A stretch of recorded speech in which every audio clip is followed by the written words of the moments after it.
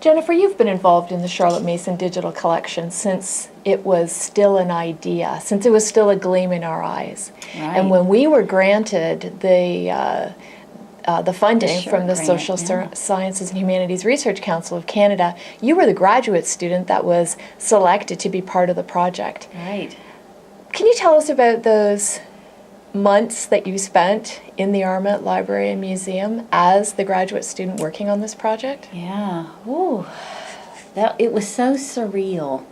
I remember, first of all, getting the call from Dr. Smith, the invitational call, that I didn't know was going to be an invitation at the time because I was a graduate student and he was one of my professors, and I really thought he was calling to tell me, good news, got this grant, I'm going to England, can you feed my fish while I'm gone? and when he asked me to come, I was just, this was an opportunity of a lifetime. And then I remember going into the Armit and John Thorley taking us down into the archives, and there were all these boxes, and he would open things up, and it was just, I wanted to dump everything on the floor and just roll around in it a little bit, because it was such a once-in-a-lifetime thing to hold these things that were original documents.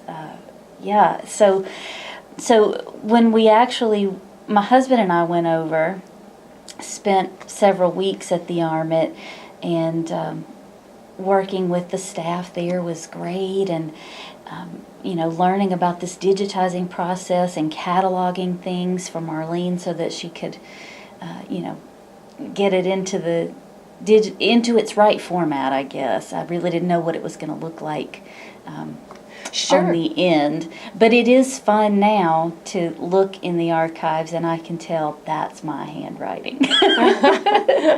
Of course, in those days, we were labeling each one of the Right. images by hand with Yeah. this special coding system Right. that Marlene Power, the librarian at Redeemer, had designed for us. Right. And then we were taking photographs of each of the images. These were early days Yes. in terms of digital collections. It was creative technology, to say the least. It unfolded as our project unfolded. Yeah. So as the years went on and the digital collection became available, you then became one of the users of the digital collection, and you've designed Right. a Charlotte Mason curriculum based on your study of what is in the digital collection. Would you tell us that story? Sure. So, as a graduate student, of course, I had my research hat on, and I was thinking about all the great studies that could be done, at the academic level. And then when I started working for CMI to create this. And that's the Charlotte Mason Institute. Thank you. Yes, the Charlotte Mason Institute, to create this modern Charlotte Mason curriculum.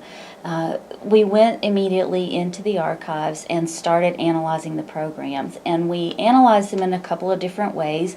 We analyzed them vertically, meaning we would take one subject, like Bible or history, and kind of put into a spreadsheet how that subject changed over the years. When a book would be replaced or when an alternate would be suggested, and then it was kind of, we saw that gradual transition happen, and then we also sort of did a longitudinal analysis where we created. I love this story. Tell us about this student. Okay, so we created this imaginary student, and using the programs that were available for the high school part, because there aren't as many for Forms 4, 5, and 6 programs as there are for the younger grades. So starting with the ones we had for high school, we worked our way back to about 1921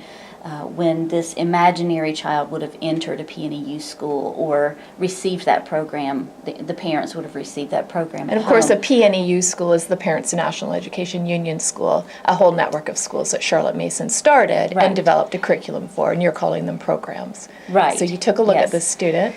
So we followed this student term by term from Form 1B, which would be first grade, through Form 6, which would be 12th grade. So we could see how the depth grew and the expectations grew incrementally, and we could order copies or get online for free copies of the actual books that she was using and be able to say, okay, what is this book doing, and how can we replace it with something more current that fits our American focus, but that does kind of the same thing that this book was doing at that time. So it was fun to see, to imagine that child going all the way through that program, and how heavy it really got at the end.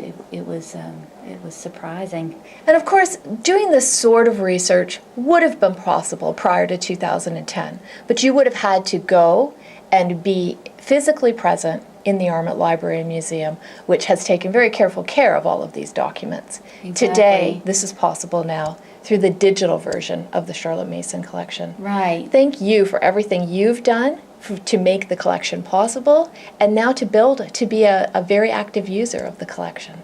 Well, thank you for applying for the grant that got us there in the first place, though. Thank you. Good work.